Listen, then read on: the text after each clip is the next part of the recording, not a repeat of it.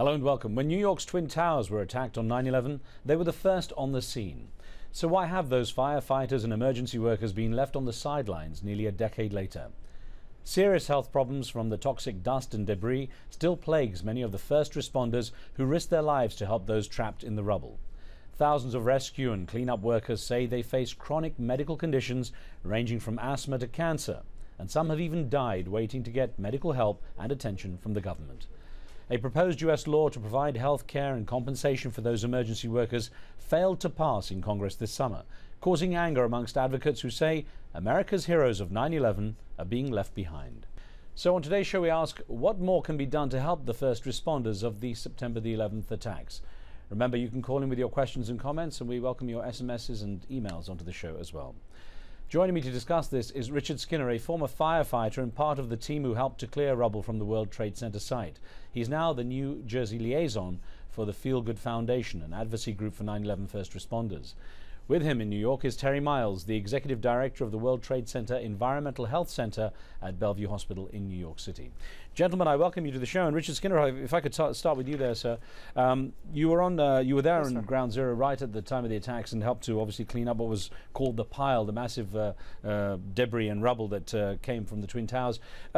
How has your work then affected your health, and where has it left your health now? Well, basically, in a nutshell, I have a lot of issues between the PTSD and the breathing issues.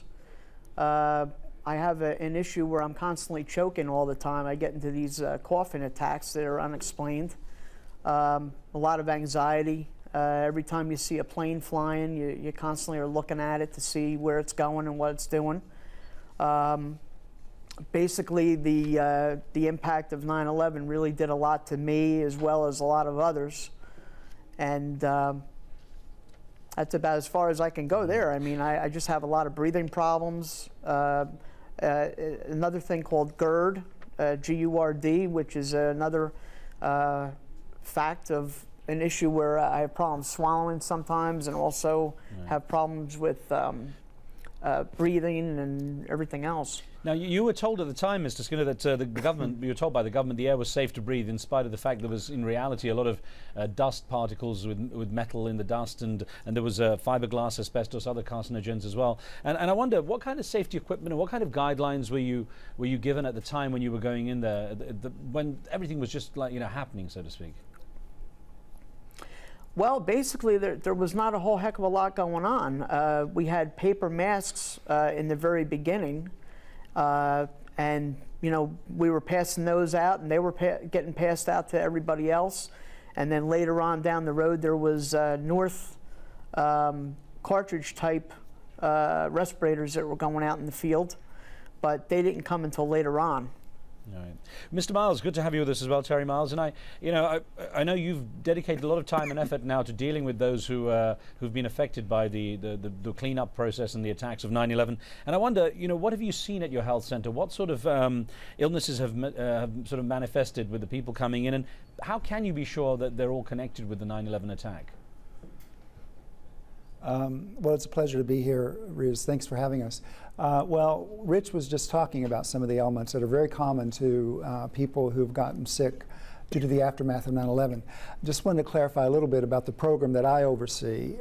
My program oversees people who lived in the community, was working in the community, going to school there, so the thousands of people that was breathing in that toxic air and that debris and dust that you described so well.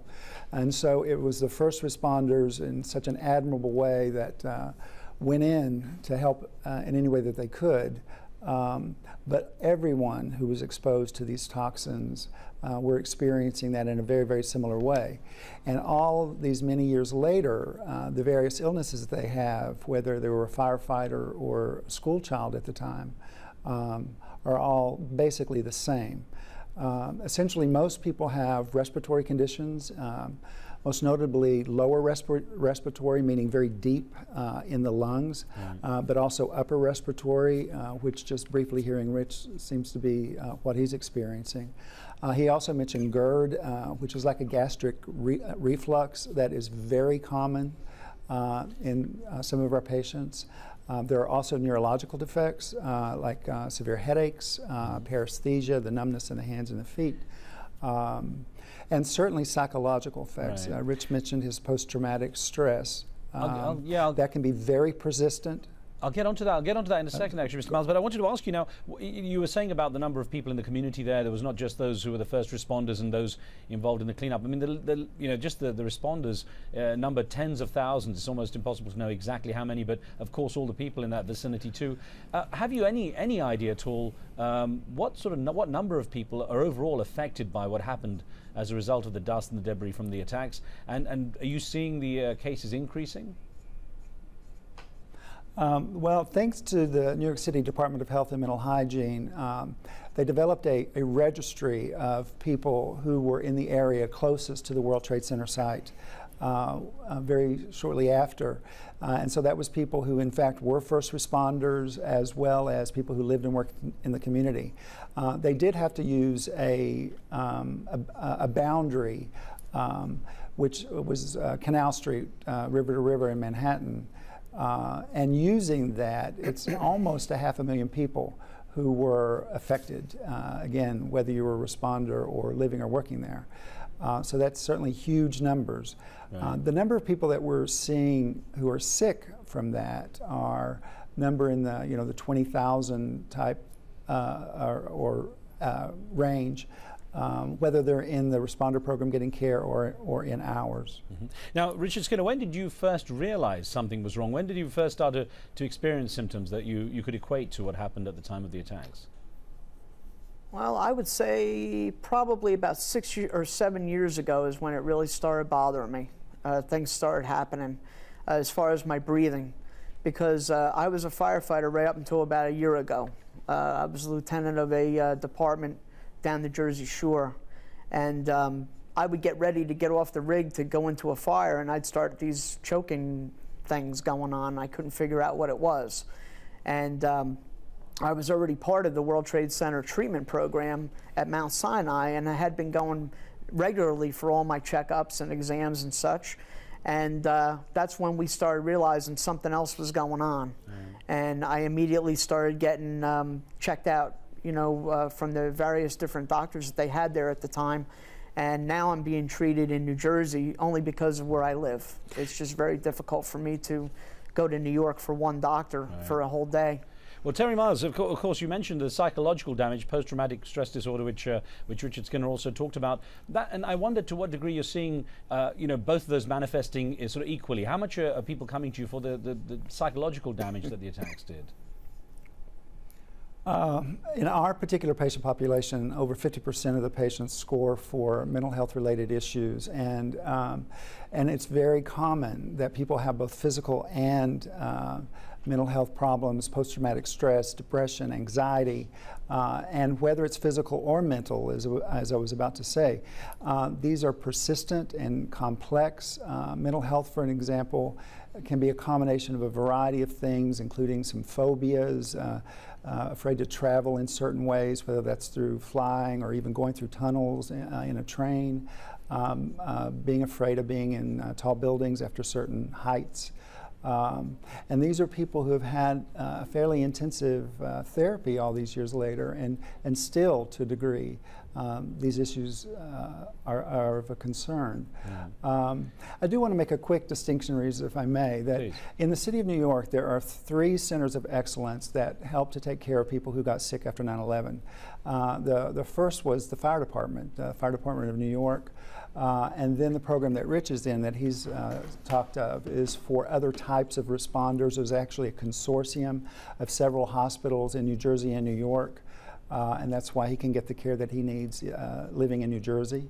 And then there's our program run by the New York City Health and Hospitals Corporation, and ours is the World Trade Center Environmental Health Center.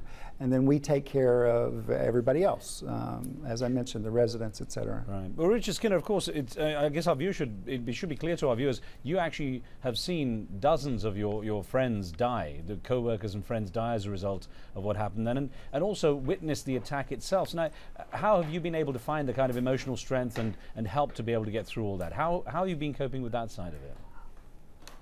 Well, to be honest with you, it's by helping others that fuels me. It sounds weird, but yeah, you know, I could have just quit and stopped completely, but then what good would that do for me and for my mental health? I'm married to a nurse, and you know, after 9/11, I pretty much said, I'm done with the city, I'm done with doing anything in New York. And then finally she just turned around and said, look, that's not your character. You have to get back up, brush yourself off, and keep going with your charge. And my charge is to help out as many 9/11 responders, my brothers and sisters, as I can.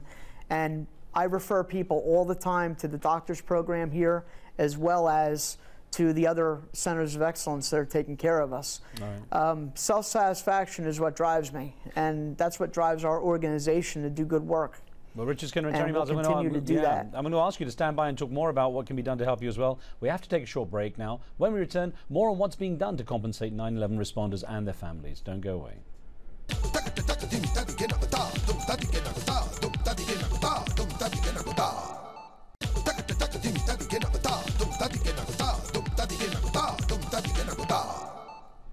Welcome back. They risked their own safety to help others trapped in the rubble of the 9/11 attacks in New York in 2001. But now, with failing health due to the toxic debris they faced, they're struggling to get the medical support they're demanding. Why? Well, my guests are Richard Skinner, the New Jersey liaison for the Feel Good Foundation, an advocacy group for the 9/11 first responders, and Terry Miles, the executive director of the World Trade Center Environmental Health Center in New York. And Terry Miles, if I can get back to you and ask, how many people do you think are out there that might be suffering some kind of illness related to what happened, but don't necessarily equate it to that, and perhaps not looking for help or not seeking the kind of help they could get because they don't perhaps make that connection? That's a hard number to give you, Riz, but clearly there could be thousands, literally, who are not making this connection between their exposures in 9/11 and what their health status has been ever since. But we are continuing to see new patients coming into our program. They're not necessarily presenting with new types of illnesses, but it's new presentation into our healthcare programs.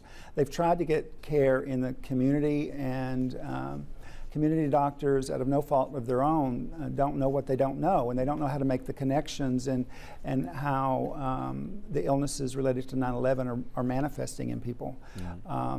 So the newer patients coming in are often some of our sicker patients. When you were asking Rich about where he is with his health status, it's great that he can be here today, and I've been down to Washington with him and seeing him do the good work that he was talking about that's keeping him healthy. But there's a large number of our patients who certainly could not be here today because they're just too sick. Right.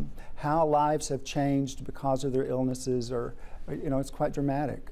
We've had people that had lung transplants that have these chronic, debilitating illnesses that literally change their lives. Now, Richard Skinner, on that point, there are those who are very critical of the U.S. government, saying that they really weren't very transparent in when everything happened in 9/11, that they could have been more clear about the kind of dangers that first responders and people in the community faced, and that ultimately they say that perhaps the government could end up being responsible for more deaths in the long run than the attacks themselves. And a lot of people are very critical for that reason. I wonder how you regard what the government has done to help people like you.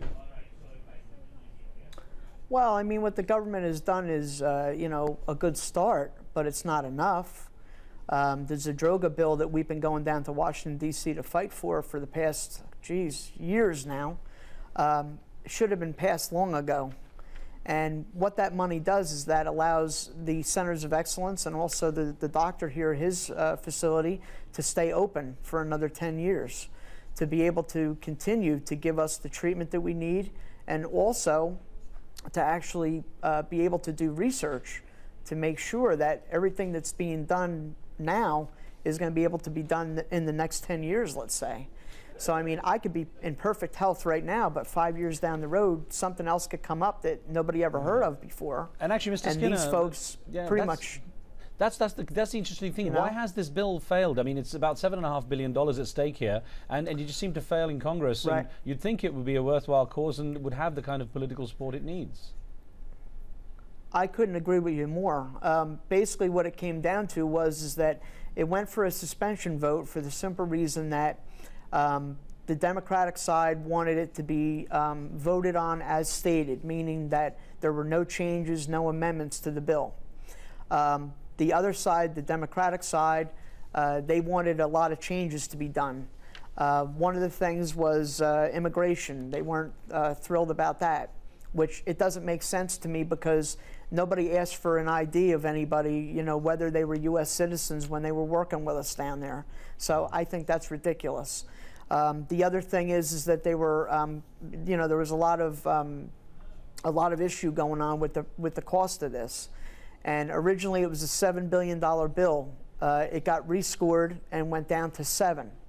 Then they didn't want it to be a 20-year bill because a lot of us decide that we're probably not going to live another 20 years. Right. So let's go down to 10. So every time that they wanted a change, the change was made, and then just another excuse came up. Well, where's the money coming from? What's this? What's that? And it's just been at a stalemate for that reason. Well, Terry Miles, and it's a no-brainer. Yeah, I was going to, on that subject, I'm going to ask Terry Miles to answer an email we had from Linda Taylor here in the USA, who wrote in saying, with all the donation money that poured in post 9/11, why wasn't there the foresight to set up a sum aside for rescue workers? And of course, organizations like yours are very much in need of funds, and I gather resources are becoming a serious issue, are they? Yeah, I'll answer that specifically, but let me add to what Rich has said. You know, the federal government did step in 2003 and appropriated dollars for monitoring and screening to really find out, were people getting sick? Because when this first happened, we didn't know really what would happen, how sick people would get, and how many would get sick.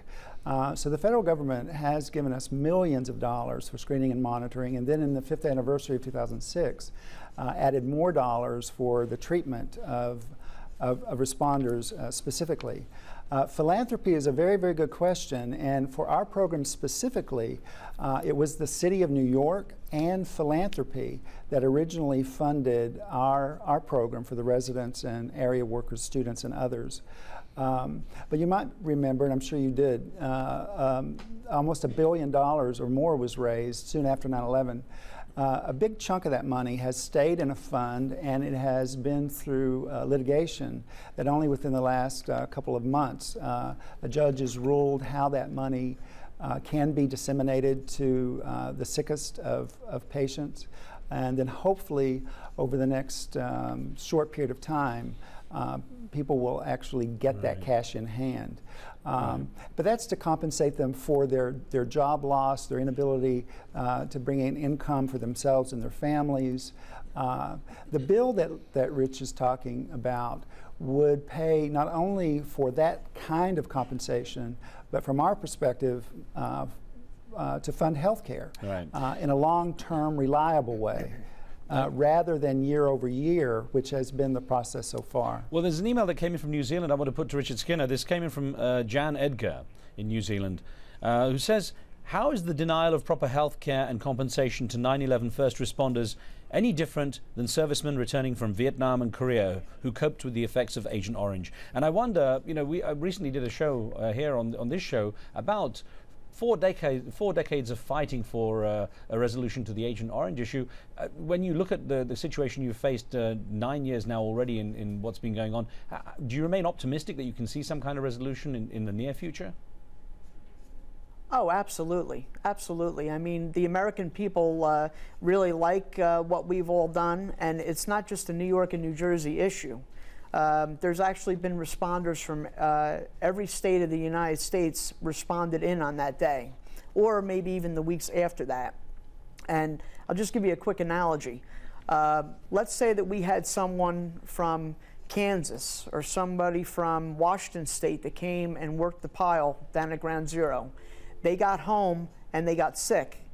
And unfortunately, let's say they died, unfortunately. If the doctor didn't put 2 and 2 together that this gentleman or lady, whoever it might be, was a 9/11 responder, nobody knows why this person might have died. So the numbers that we have might be even scathed. They might be, maybe they're twice as much as what they're showing now. But, you know, every state of the union was represented on 9/11. And that's one thing I really want to get across to people. There was an interesting email that came in from Holland, and Terry Miles, perhaps I could put this to you, sir. Our viewer Colin Brace wrote in saying, lack of support to first responders is a problem that must be handled by improving the healthcare system. It is unfortunate that history is repeating itself as thousands are risking their health to clean the recent Gulf of Mexico oil spill will face the same difficulty. So again, this is something that makes me wonder what lessons have been learned when you see what happened to first responders there, and of course now some of the issues being raised with, for example, the oil spill, whether or not there is some lesson learned that can allow precautions to be taken to reduce the long-term consequences. Well, I think some lessons certainly have been learned, and I think some of that has been put into play as to what happened in the Gulf. For example, the part of the federal government that does help fund our program, the National Institute of Occupational Safety and Health, have been very involved in what's going on in the Gulf, and taken lessons learned that they have found out through the Centers of Excellence, the 9/11 Centers of Excellence. Our physicians, for example, from all three of these centers wrote a letter to say, here's lessons learned and what should be going on as far as protective equipment and monitoring, establishing a registry and things of that sort, so that they could act in a very active way rather than having to learn it for themselves. Right. We have put things into place that 9/11 taught us. Well, of course, we know that this story has not finished, and gentlemen, I wish you luck with your efforts. Richard Skinner and Terry Miles, thank you very much for being with us. Thank you both. Sir. Thank you. Thank you. And thank you for being with us. Remember, you can follow our program on Twitter. We'll keep you notified on upcoming shows, and of course, you can send us questions and comments to pose to our guests. On the next show, Fanning the Flames. As an American pastor threatens to burn copies of the Quran on September the 11th as a message to radical Muslims, we ask if this is an isolated incident or an example of growing Islamophobia in the United States. Be sure to tune in for that. From me and the team, we'll see you next time.